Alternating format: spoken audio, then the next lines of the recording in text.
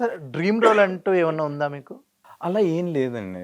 ఇప్పుడు క్యారెక్టర్సే నాకు ఏ ఏంటంటే ఇప్పుడు ఒక టాప్ ఇప్పుడు ప్రతి సినిమాలో టూ మెనీ క్యారెక్టర్స్ ఉంటాయి. అందులో ఒక టాప్ లిస్ట్ ఒకటుంటది గదా! ఒక 5 టాప్ 5 క్యారెక్టర్స్ ఉంటాయి. ఆ లిస్ట్‌లో నా పేరు ఉండాలి చేసే సినిమాల్లో అనేది నాకు అంటే ఒక యాంబిషన్. అలా ఎన్ని ఎక్కువ సినిమాలు చేయగలిగితే అంత సాటిస్ఫాక్షన్ దొరుకుతది.